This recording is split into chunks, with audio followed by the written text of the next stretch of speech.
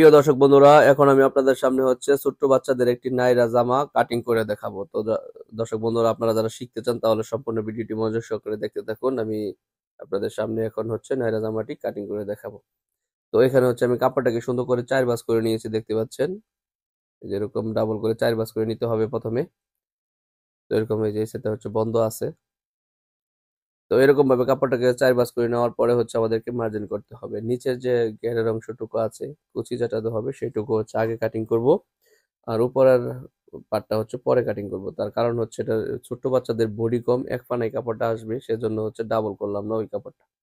তো এখান থেকে নিচের অংশটুকু হচ্ছে লম্বাই মাপটা নিয়ে নিতে হবে। তো আমি এটার নিচের অংশ হচ্ছে 22 ইঞ্চি পরিমাণ, তো আমি 22 ইঞ্চিতে মার্জিন দিয়ে দিলাম। দেওয়ার পর এখান থেকে হচ্ছে সোজা বরাবর কেটে নিতে হবে। এখানে হচ্ছে ডাবল বাস আছে, মানে এর কুচি হওয়ার জন্য, মানে 32 ইঞ্চি পানার কাপড়, এটা হচ্ছে 2 বাসে বাস করা, পিছনের পার্ট এবং সামনের পার্ট, ঠিক আছে এখানে।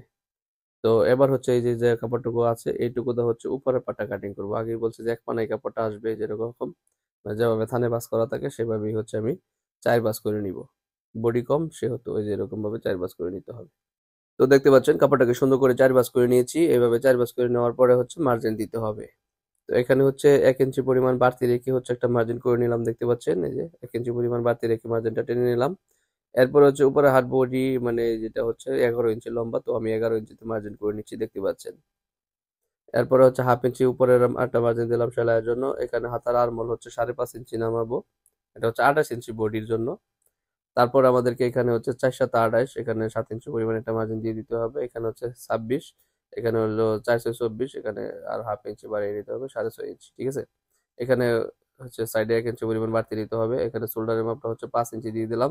এরপর হচ্ছে আমাদেরকে গলার মাপটা নিতে হবে। তো এটা হচ্ছে ছোট্ট বাচ্চাদের গলার মাপটা আপনারা কিভাবে দিবেন, এভাবে 2 ইঞ্চি দিতে হবে, আর এখানে দিতে হবে হচ্ছে 4 ইঞ্চি পরিমাণ, ঠিক আছে। তো সামনে পেছনে সমান গলা থাকবে, গোল গলা। তো এইভাবে হচ্ছে মার্জিন গুলো টেনে নেওয়ার পরে এবার হচ্ছে আমরা কাটিং করে নিব। বুঝতে কোথাও প্রবলেম হলে অবশ্যই কমেন্ট সেকশন আছে, আপনারা কমেন্ট করে আমাকে জানাইতে পারেন। আর হ্যাঁ, ভিডিওটা কেমন লাগে সেটাও জানাবেন ইনশাল্লাহ। তো সম্মানিত দর্শক বন্ধুরা, আপনি যদি এই চ্যানেলে নতুন দর্শক হয়ে থাকেন তাহলে অবশ্যই আমাদের ছোট্ট চ্যানেলটিকে সাবস্ক্রাইব করে আমাদের চ্যানেলের সদস্য হয়ে পাশে থাকবেন ইনশাল্লাহ, আশা করি। আর যদি ফেসবুক পেজ থেকে ভিডিওটা দেখে থাকেন তাহলে অবশ্যই আমাদের পেজটি ফলো দিয়ে রাখবেন। সুন্দর সুন্দর ভিডিও প্রতিনিয়ত আপলোড করে থাকি। আশা করি আপনারা এই ভিডিওগুলো দেখে ঘরে বসে আপনারা টেলারিং কাজটাকে সুন্দর করে শিখতে পারবেন। এভাবে হচ্ছে কুচি থাকবে। তো যাই হোক, আমাদের হচ্ছে সামনে উপরের পার্ট আর নিচের পার্ট কাটিং করা হয়েছে। এবার হচ্ছে আমরা হাতা কাটিং করার পালা। তো হাতা কাটিং করার জন্য সেম ভাবে হচ্ছে কাপড়টাকে 4 ভাঁজ করে নিয়েছি, দেখতে পাচ্ছেন। এভাবে 4 ভাঁজ করে নেওয়ার পরে হচ্ছে আমাদেরকে মার্জিন গুলো টেনে নিতে হবে।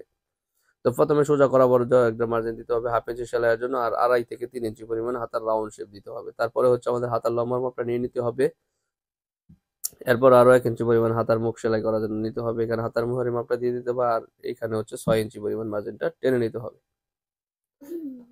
তো যাই হোক, আমাদের হচ্ছে হাতার মার্জিন টেনে নেওয়া হয়ে গেছে। এবার আমরা কাটিং করে নিচ্ছি। সাইডের যে মার্জিনটা দিয়েছি তার থেকে 1 ইঞ্চি পরিমাণ কাপড় বাড়তি নিয়ে হচ্ছে কাটিং করতে হবে।